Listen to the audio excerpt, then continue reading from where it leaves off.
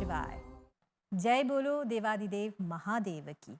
महाशिवरात्रि के पावन संदर्भ में आज के इस विशेष कार्यक्रम में आप सभी का हम स्वागत करते हैं। हिंदू महासभा के तत्वावधान में श्री सनातन धर्म मंदिर परिषद एवं ब्राह्मण पुरोहित काउंसिल के सहयोग से आयोजित ये राउंड टेबल अर्थात खास कार्यक्रम महाशिवरात्रि के आध्यात्मिक, सामाजिक और व्यावहारिक पक्षों पर केंद्रित है। आज हमारे बीच मार्गदर्शन हेतु एवं विराजमान है आचार्य सुपाल जी, आचार्य गिरीश शर्मा जी, पंडित जी नंद बिसेसर चौबे जी। आप सभी का करजोर स्वागत है आज के इस मंच पर। धन्यवाद। सर्वप्रथम पूज्य आचार्य सुपाल जी, आप हमें बताइए कि शास्त्रों के अनुसार महाशिवरात्रि का जो आध्यात्मिक तत्व है वो क्या है और साथ ही साधक के जीवन में इसका क्या प्रभाव पड़ता है। बहुत सुंदर प्रश्न है और मैं आधुनिक जीवन में शिव पुराण का महात्म्य जो भी कुछ आपके सामने रखूंगा, बहुत से ऐसे कथा है, चरित्र है जो लोगों को अभी तक उसके बारे में ज्ञान नहीं है। तो उन विषयों को लेकर के मैं आपके सामने और सभी लोगों के सामने रखने जा रहा हूँ। जी अवश्य। शिवरात्रि 3 रात्रियाँ हैं, कालरात्रि, महारात्रि और शिवरात्रि। शिवरात्रि को अबोध रात्रि भी कहा जाता है क्योंकि शिव जी का सबसे सुंदर पूजन यही होता है। शिव जी का पूजन इसलिए होता है, उस दिन ऐसा बताया जाता है शिव जी का विवाह का चरित्र होता है शिव पुराण के माध्यम से। और शिवलिंग का उत्पत्ति साकार रूप में उसका रूप का वर्णन किया जाता है। हम सब लोग पूजा पाठ करते हैं, जल लेकर के जाते हैं, लाते हैं और उससे अपने मनोइच्छित फल प्राप्त करने के लिए पूजा पाठ करते हैं। जल तो पवित्र है और जिस प्रकार से हम लोग पूजा करते हैं अति उत्तम है, लेकिन आज के जीवन में हम सब लोग गुड बेटर बेस्ट में जीते हैं।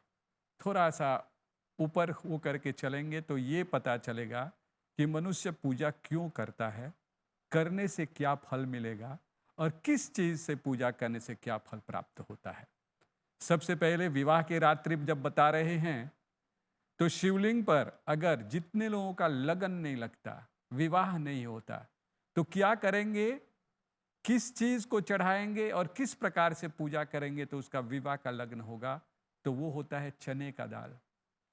21 चने का दाल लेकर के अगर शिवलिंग पर चढ़ाते हैं उस रात्रि में तो उसके संतान का योग होता है, विवाह संस्कार का योग होता है।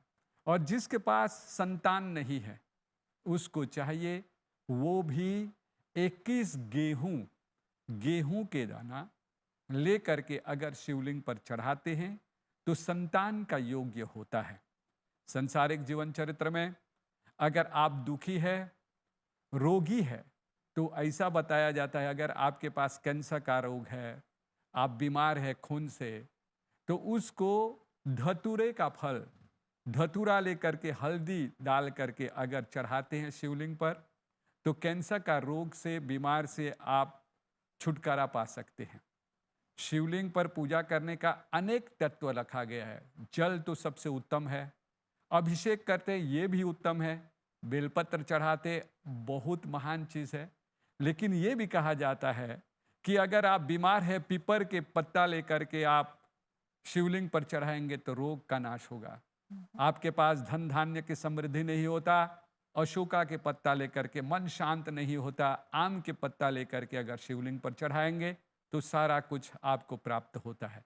आपके घर में धन धान्य की समृद्धि नहीं होता है तो 108 दाना चावल लेकर के शिवलिंग पर चढ़ाएंगे तो घर में धन धान्य की वृद्धि होता है। ये हो गया शिवलिंग पर चढ़ाने का। लेकिन वह विवाह का दिन है। विवाह का दिन है एक पति एक पत्नी को, क्योंकि पत्नी को लक्ष्मी स्वरूपा कहा जाता है। घर के चलाने वाले मालकिन होता है, मालिक नहीं होता। मालिक बाहर में काम करता है, घर में ला करके सारा कुछ पत्नी को देते, अर्धांगिनी भी कहा जाता है। तो उस दिन पति को 3 चीज जरूर करना चाहिए।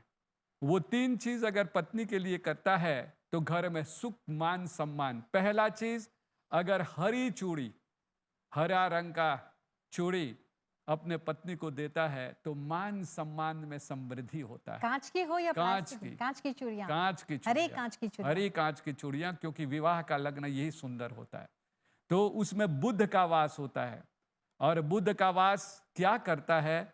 आपका मान सम्मान समृद्धि बढ़ाता है। दूसरा चीज कहा जाता है पायल, चांदी का पायल। अगर आप अपने पत्नी को चांदी का पायल देते हैं तो आपका बिजनेस चलता ही रहेगा, धन का लाभ होगा, लक्ष्मी का लाभ होगा, सब प्रकार के कामना, गाड़ी, जो भी कुछ खरीदना चाहते हैं वो सब आपके पास आ जाएगा। लक्ष्मी के पैर में जो है चांदी का पायल देना चाहिए। और तीसरा चीज जो देना चाहिए, मिंजी जिसे कहते हैं, जो अपने पत्नी को ये देता है तो सारा रोग से निर्वाहित होता है। इस प्रकार से शिव जी का पूजा बहुत उत्तम है। आचार्य जी, यहाँ पे मैं आपसे पूछना चाहूंगी, आपने मींजे की बात की, तो इसे किस पैर की किस उंगली में धारण करना ने चाहिए? दूसरा उंगली में, दोनों पैर के, दोनों पैर के। ये दूसरा उंगली में, क्योंकि अगर विवाह संस्कार को देखेंगे तो उसमें लिखा जाता है एक विषय विष्णुनाथयंत द्वि ऊर्जे विष्णु, एक शिलारोहण जब करते हैं सप्तपदी में ये आ जाता है। तो इसीलिए वहां पर मिंजी डाला जाता है और पूजन करते हैं, जिससे हमारे दाम्पत्य जीवन, ये सारा कुछ विवाह के अंतर भी आता है, शिव पुराण में भी आता है कि किस प्रकार से अपने पति का मान सम्मान, पत्नी से मान, यश, धन, लक्ष्मी सब कुछ प्राप्त होता है। इसीलिए शिवरात्रि के अहोरात्रि कहा जाता है, और ये सब विधि तांत्र के लिए कहा गया है, सिर्फ छोटा नहीं है। इसीलिए शिवरात्रि के रात्रि का फल बहुत बड़ा होता है, और इसमें विशेष चीज करने से विशेष फल प्राप्त होता है। जितने लोग मंगलिक है, अगर मंगल दशा है तो लाल फूल अर्पण करेंगे। अगर उसमें अगर लाल चने का दाल, लाल लेकर के लाल दाल चढ़ाते हैं 108, तो आपका सारा ग्रह शांति रहता है। अगर आप काला तिल चढ़ाते हैं तो ग्रह शांति होता है। आप पितरों के लिए पूजन करते हैं तो सफेद तिल लेकर के शिवलिंग पर चढ़ाना चाहिए। इतना बड़ा रात्रि होता है ये, जी, इसलिए बहुत विशेष पूजा। बहुत बहुत धन्यवाद आचार्य जी। अब हम आचार्य गिरीश शर्मा जी से जानना चाहेंगे कि महाशिवरात्रि को केवल व्रत तक सीमित न रखकर इसके आंतरिक और तात्विक अर्थ को आप किस प्रकार से स्पष्ट करेंगे हमारे जितने भी दर्शकगण हैं उनके लिए?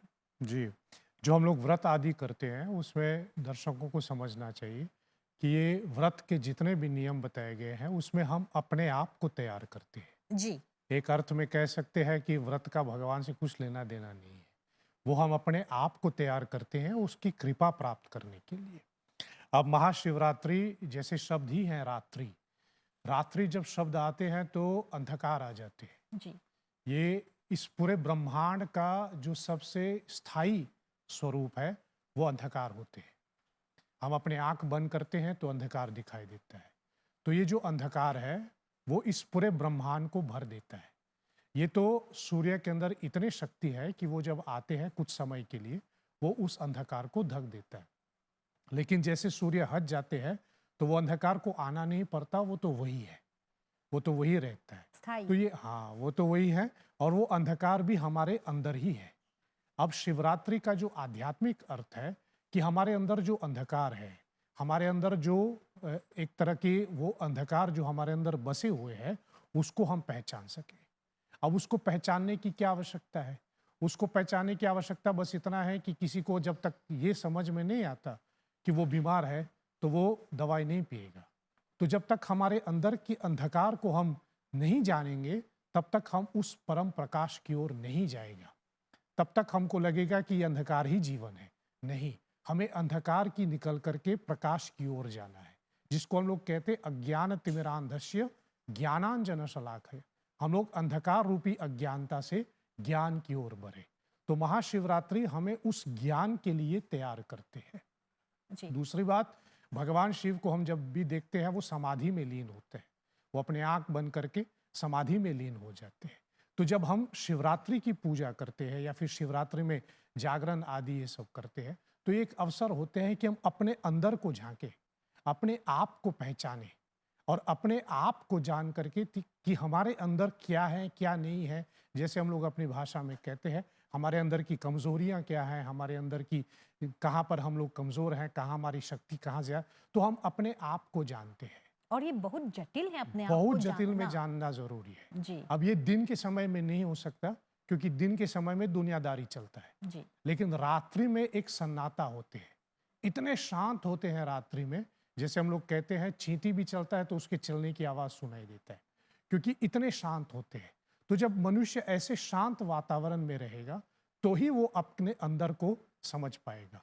तो शिवरात्रि हमें ये अवसर देता है कि हम रात्रि के उस शांत वातावरण में अपने आप को जाने, अपने आप को देखें, और जैसे मैं कहता हूं अपने आप को ढूंढे जी। कि हम लोग कहाँ पर हैं क्या नहीं है। नहीं तो दिन के उजाले में तो सब तो दुनियादारी तो निभाना ही पड़ता है। तो शिवरात्रि हमें ये अवसर देता है, और ये एक ऐसी कार्य है, एक ऐसी क्रिया है जो हम रोज नहीं कर सकते। मनुष्य नींद को नहीं त्याग पाएगा, लेकिन ऐसे समय समय दिया गया है जब ग्रहों की स्थिति भी अनुकूल है, वातावरण भी उसका बराबर है, तब हम ऐसी क्रिया करें। तो हम चार अपने प्रहर आप के के चार पहर अंतर्गत। पूजा जिसको हम कहते, तो उस समय ग्रहों की वातावरण परिस्थिति ऐसा है, पूरे ब्रह्मांड में एक ऐसी ऊर्जा आ जाती है कि यहाँ पर हम अपने आप को जान सकते हैं।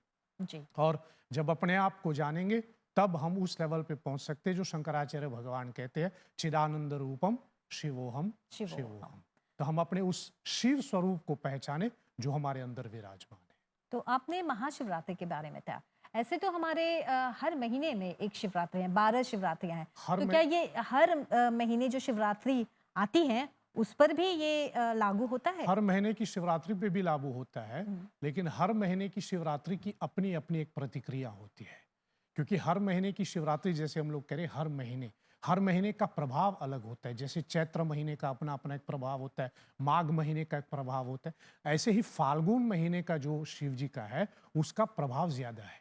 इसलिए यह क्रिया ज्यादा फाल्गुन में ज्यादा पूर्ण प्रभावित होता होते है। हैं। क्यों? क्योंकि हमारे पंचांग अनुसार फाल्गुन मास हमारे साल की अंतिम महीना है। जी। जिस प्रकार जब सृष्टि की अंतिम समय आ जाते हैं सब शिवजी में ही लीन हो जाएगा, उसी प्रकार साल भर का महीना जो है वो आकर के फाल्गुन मास में समा जाते हैं। और शायद उसमें यह भी कह सके, जो हर महीना नहीं कर पाते हैं तो वो फाल्गुन के महीने में कर लेते हैं, तो संपूर्ण हो 12 जाता है। मासिक शिवरात्रियों का फल उनको प्राप्त होता है। जी, बहुत धन्यवाद। पंडित नंद बिसेसर चौबे जी, आपसे हम ये जानना चाहेंगे कि वर्तमान समय में महाशिवरात्रि का संदेश समाज को किस दिशा में प्रेरित करता है? बहुत धन्यवाद। महाशिवरात्रि वास्तव में एक सिर्फ एक तिथि नहीं है, मगर ये ऐसा है कि हमारे आत्मशुद्धि के लिए, चेतना की उत्कर्ष के लिए यहाँ पर हम महाशिवरात्रि मनाते हैं। महाशिवरात्रि, उसका नाम ही है महान। महा मतलब कि हमारे शंकर भगवान जो भोलेनाथ हैं और शीघ्र ही प्रसन्न होने वाला है, भोले भंडारी जल्दी है। भोले भंडारी है। शिव का अर्थ है कल्याण, और कल्याण करने वाला है। तो शंकर भगवान की पूजा सभी लोग ज़्यादातर जानते हैं कि शिवलिंग का अभिषेक किया जाता है। जी। शिवलिंग का अभिषेक का यही अर्थ है कि हम अभिषेक जब करते हैं शिवलिंग का, तो इसका मतलब है कि हमारे अंतर आत्मा का अभिषेक हम कर रहे हैं। हमारे अंतर आत्मा की जो अंदर है, जो हमारी बुराइयां हैं हमारे अंदर में, इसको हम धोते हैं, इसको हम साफ करते हैं, इसको हम मतलब पवित्र करते हैं। तो महाशिवरात्रि में यहाँ पर कहा गया है, कवि ने कहा कि वास्तव में परमात्मा भगवान का दर्शन जो है, उमा महेश का दर्शन 8 पहर किया करी। तो महाशिवरात्रि के दिन सुबह से लेकर के ही हम मतलब कि उषा काल से, ब्रह्म मुहूर्त से, उत्तिष्ठ जागो कहा गया है कि हम उठ करके ही परमात्मा की हम लीन हो जाए। और 4 पहर जो है, चारों पहर दिन को और चारों पहर रात को, जैसे कि अभी आचार्य जी ने संबोधित किया आप लोगों आप सामने, तो उसी प्रकार मतलब कि हम और चारों पहर दिन को और चारों पहर रात को हम बैठ करके ही हम उस परमात्मा, उस भगवान, उस शंकर भगवान की हम के साथ बैठ करके ही अपने जीवन को शुद्ध बनाएं, अपने जीवन को पवित्र बनाएं। और जैसे कि यहाँ पर विशेष करके इस साल का 2026 का जो महाशिवरात्रि है, जहाँ पर कि यहाँ जो योग जो है उत्तम योग है, सर्व सिद्धि योग। और सर्व सिद्धि योग का अर्थ यही है कि परमात्मा भगवान के सामने बैठ करके ही जो हर एक पूजा जब करते हैं ना, वास्तव में उसका फल मिलता है। तो सर्व सिद्धि योग में बैठ करके ही ये जब भगवान शंकर की पूजा उसके साथ बैठ करके ही और हमारे जो फल मिलना है वो 4 गुना हो जाएगा, जी 4 गुना हो जाएगा। मतलब कि जो भी इच्छा है, जैसे कि आचार्य ने सुबह है आपको संबोधित किया भी है कि विवाह पर ये जी, जो अर्थात आपको मतलब मति कि को जो फल जो प्राप्त करना है, क्योंकि हर एक मनुष्य का एक इच्छा है। हम तो इच्छा को पूर्ण करने के लिए तो यहाँ पर दिन दुगनी रात चौगनी कहा गया है कि ये जाकर के आपका फल 4 गुना जी बन जाएगा। अर्थात जो संदेश है समाज के लिए कि ये एक तरह से समाज को शुद्धि शुद्धि प्रदान करता है, शुद्धि शुद्धिकरण करते हैं महाशिवरात्रि को। शिवरात्रि। बहुत धन्यवाद। तो आचार्य सुपाल जी, मैं दोबारा आपके तरफ आती हूँ और हमारे दर्शक को ये बताइए कि महाशिवरात्रि की पूजा के संदर्भ में हम कहते हैं कि सफेद वस्त्र मुख्यतः धारण करना चाहिए। तो इससे ऐसा क्यों करना चाहिए? इसका धार्मिक और आध्यात्मिक कारण क्या है? बहुत सुंदर है। सफेद पवित्रता का प्रतीक है। जी व्रत में सबसे सुंदर और सफेद, अगर आप रंग की बात लेंगे तो सफेद में जो भी रंग डाला जाएगा ढल जाता है। ढल जाता है और सबसे सुंदर रहता है। तो हमारा शरीर भी उसी 5 तत्व का है। संसार भी माया, मोह, वासना सब कुछ है। इन सब को एक रूप में लेना है तो प्रेम चाहिए। इसीलिए तो बहुत सुंदर से कहा है, सबसे ऊंची प्रेम सगाई। जी तो भगवान को प्राप्त करने के लिए प्रेम चाहिए और प्रेम पवित्र होता है और पवित्र सफेद ही है। इसलिए हम सब लोगों को पवित्र रहने के लिए और पवित्र को प्राप्त करने के लिए, भक्ति भावना को प्राप्त करने के लिए सफेद रंग की जरूरत है। और उसका दूसरा पक्ष आचार्य जी, अभी महाशिवरात्रि है, कितने पदयात्री लोग रास्ते में जा रहे हैं, उत्तर से दक्षिण, पूरब से पश्चिम। तो ऐसे में सफेद धारण करना का क्या महत्व पड़ जाता है? सफेद रंग आप किसी काली जगह पर चले जाइए, जी। अंधकार में चले जाइए, रात्रि के समय। रात्रि के समय में अगर सफेद रंग रहेगा तो दूर से आपको पता चल जाएगा कि यहाँ पर कोई है। और वातावरण के मांग के अनुकूल अगर रात्रि में हम सब लोग यात्रा कर रहे हैं तो इस रंग का प्रभाव होनी चाहिए, ताकि लोगों को पता चले यहाँ पर रास्ता में कोई है या कोई चल रहा है। इसीलिए सफेदी सूर्य की तरह, जी सूर्य की किरणें जब आभात होती है तो क्या होता है? अंधकार मिट जाता है। अंधकार वही है, लेकिन मिटने का तात्पर्य क्या होता है? क्योंकि वो आ गया तो सफेदी वही है। प्रकाश आ गया। प्रकाश आ गया। और सफेदी उसी का मतलब होता है कि मन भी पावन होना चाहिए। मंद का जो मोह माया विषय वासना है उसको सफेद रंग में ढालने के लिए ये व्रत, चलना, पद यात्रा, त्याग करना, ये सब कुछ किया और जाता एक है। शुद्धता का प्रतीक है ये। जी तो इसीलिए जब हम लोग चलते हैं, यात्रा करते हैं, तो अपने साथ में वो सफेद रंग जरूर लेना चाहिए, ताकि किसी प्रकार के कष्ट न हो, जी। कोई भी बाधा न लगे आपको चलते समय, ताकि आपको कोई और भी देख सकता है।